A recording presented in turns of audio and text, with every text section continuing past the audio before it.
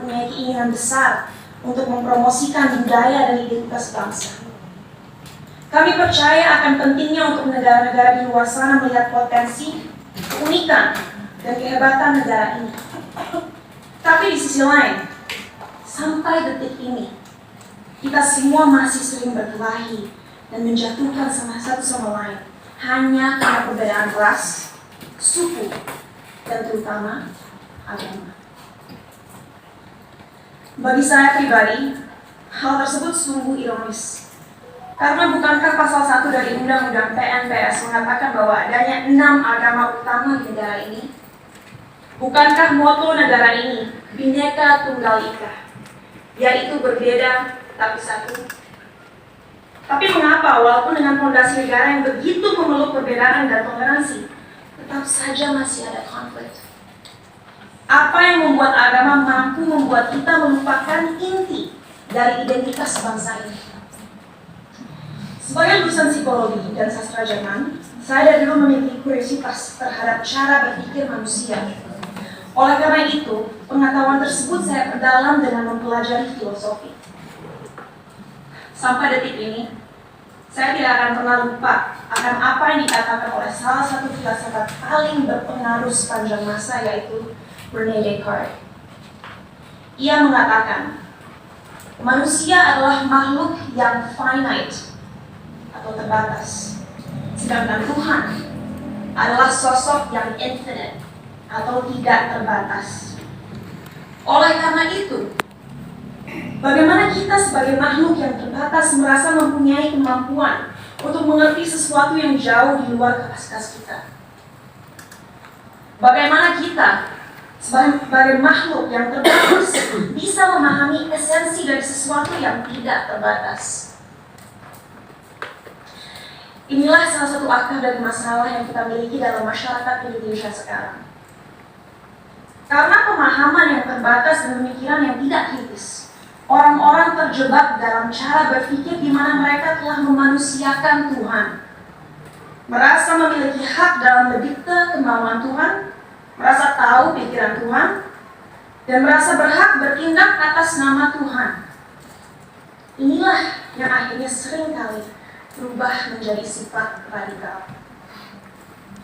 Dalam perbincangan saya beberapa waktu lalu dengan Habib Hussein Jafar, kami berdua sepakat bahwa bahaya yang masyarakat kita alami sekarang adalah mengatasnamakan Tuhan untuk kepentingan pribadi. Menyesatkan generasi penerus bangsa dengan prinsip hidup yang sebenarnya tidak ada dalam Holy Scriptures atau kitab suci agama. Kenapa bisa seperti itu? Karena kita kurang membimbing dan memberikan masyarakat tools yang dibutuhkan agar bisa memahami sebuah ajaran dengan akal kritis. Sehingga mereka menjadi tersesat dalam cara berpikir mereka dan lupa akan pentingnya menyeimbangi segala ilmu yang dipelajari dan dimiliki dengan nilai-nilai yang ada dalam budaya, sains, ataupun aliran pemikiran lainnya.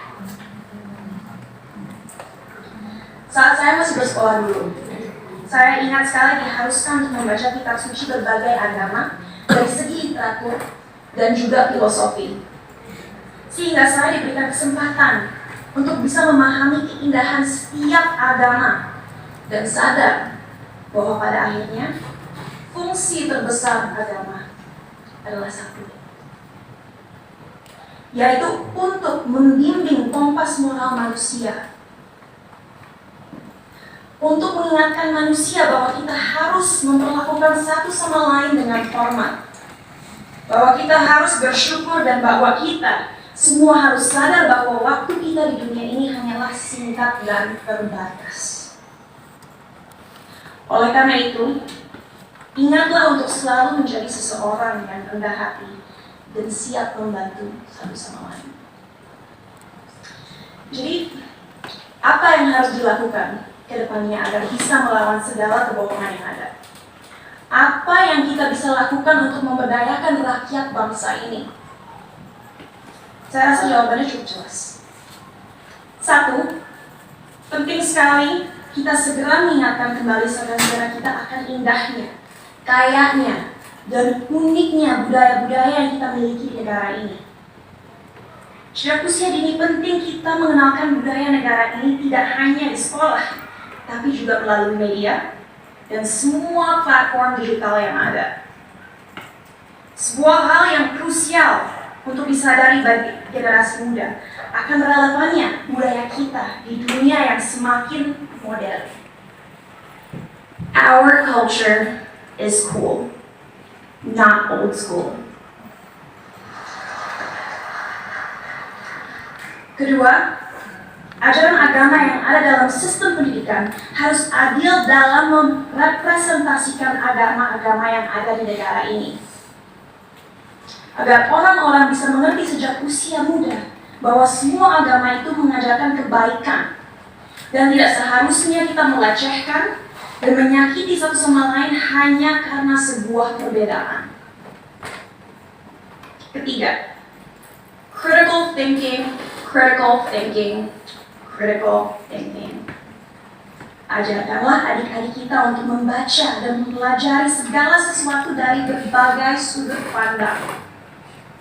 Biarkanlah mereka bertanya.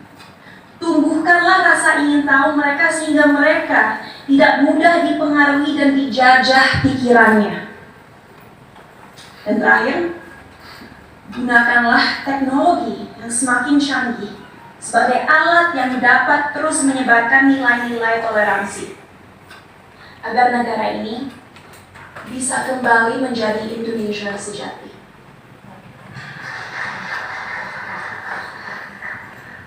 Sebagai penutup, saya ingin membacakan quote berikut. A people without knowledge of their past, origin, and culture is like a tree with no roots. Tanpa fondasi yang kuat, tidak akan ada bangsa yang bisa bertahan. Oleh karena itu, ayo kita bersama-sama menjelmakan lambang Garuda dimanapun kita berada. Mari kita taat dalam beragama agar menjadi manusia yang bermoral, tapi mari kita juga merangkul budaya Indonesia untuk membimbing identitas bangsa. Terima kasih, salam sejahtera bagi kita semua.